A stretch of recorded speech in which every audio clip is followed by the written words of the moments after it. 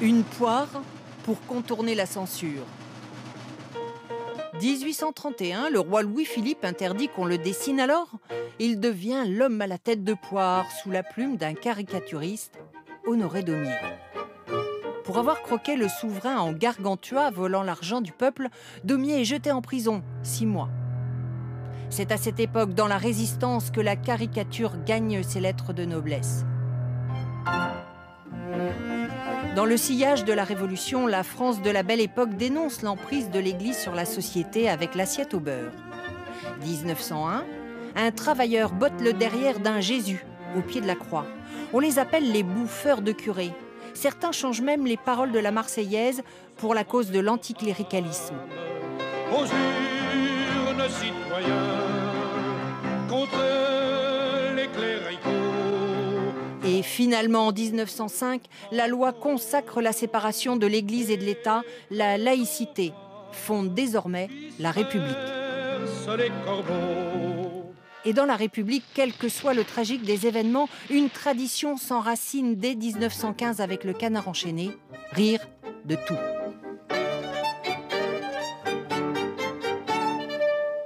Ni Dieu ni maître, voilà la marque de fabrique en 1960 d'Harakiri. Journal satirique bête et méchant, sans tabou, tendance anticléricale, grivois. La mort du général de Gaulle en 69, cela donne balle tragique à Colombey en une. C'est la fin d'Harakiri, mais il renaît sous le nom de Charlie Hebdo. On prend les mêmes et on recommence. 68 est passé par là, il est interdit d'interdire. Charlie Hebdo, c'est alors l'insolence en toute liberté, ce qui fait dire à Cabu en 1981. L'Église est moins présente, l'armée c'est le dernier tabou, je crois. Dans les années 70-80, on s'autorise à rire de tout et de tous. Et puis qu'est-ce que c'est que ces Portugais qui viennent retirer le pain de la bouche à nos Arabes? Rire du racisme, avec Coluche. J'ai pris le parti de rire systématiquement de tout ce qui n'est pas drôle. Comme disait Himmler en quittant Auschwitz pour aller visiter la Hollande, on ne peut pas être à la fois au four et au moulin. Rire de l'antisémitisme et du nazisme avec des proches. Vous moquez pas d'Himmler. Il peut revenir. On rit et puis vient le temps des crispations. Des intégristes catholiques d'abord. Contre le film Je vous salue Marie. Ce film est un blasphème. Contre La dernière tentation du Christ de Scorsese, un incendie meurtrier dans un cinéma. Des manifestations contre une pièce de théâtre, Golgotha Picnic, et des politiques qui s'inquiètent. Se moquer des religions, je trouve que c'est un peu délicat. Ça peut se terminer avec des voitures piégées, vous voyez.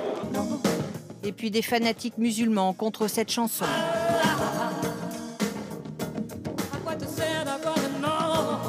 Menacée de mort, Véronique Sanson renonce à la chanter. 2011, un attentat contre Charlie Hebdo pour avoir caricaturé Mahomet. Pourquoi rire et avoir de l'humour sur quelque chose de sacré? Quelque chose de sacré, il n'y a pas d'humour. Au nom du sacré, le 7 janvier 2015, 2 intégristes assassinent 12 personnes dans les bureaux du journal satirique. Mais les survivants de Charlie Hebdo persistent et signent. Mahomet est toujours à la une. L'humour, sans autre forme de regret, comme le disait Coluche. On a tort de s'énerver parce que, tu veux, on arrive à dire des trucs après qu'on regrette. On regrette, quoi. Hein? Que je regrette? Non, moi je... Voilà. L'humour au nom de la tolérance dans la tradition de Voltaire. La tolérance n'a jamais excité de guerre civile. L'intolérance a couvert la terre de carnage. Voltaire, 1763.